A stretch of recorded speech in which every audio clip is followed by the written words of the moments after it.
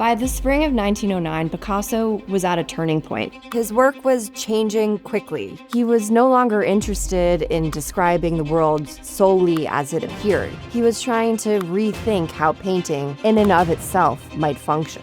This is when Arlequin was born, and when Pablo Picasso became the Picasso we know today.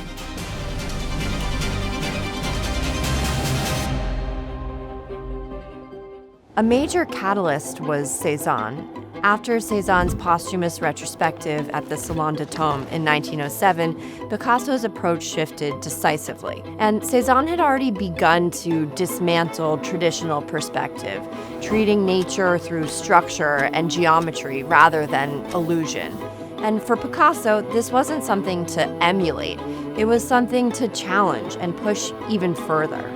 Picasso began to disrupt the conventions of representation. Period would soon be called Cubism. It marked this fundamental break with the established visual language of European art as we've known it for centuries. And Arlequin belongs to this precise moment.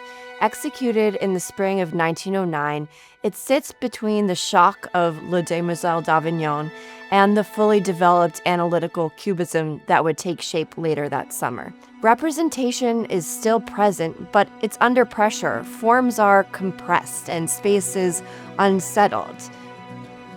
The subject itself is deeply personal to Picasso.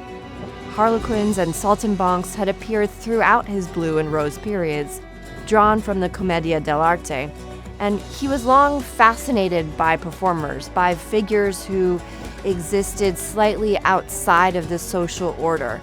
And the Harlequin became one of the most enduring presences in his work. But here, the figure is no longer poetic or romantic. It becomes a site of inquiry.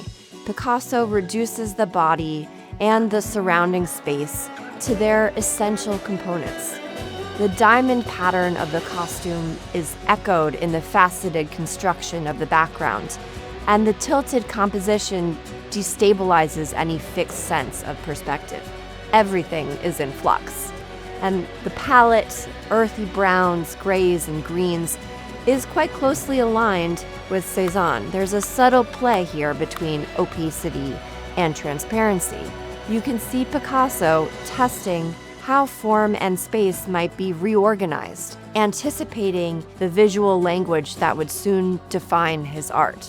The painting's history adds another dimension.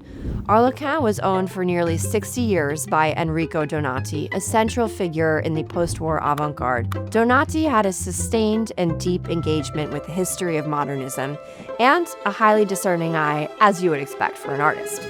He first encountered a Cubist Harlequin at the Musée National d'Art Moderne in Paris.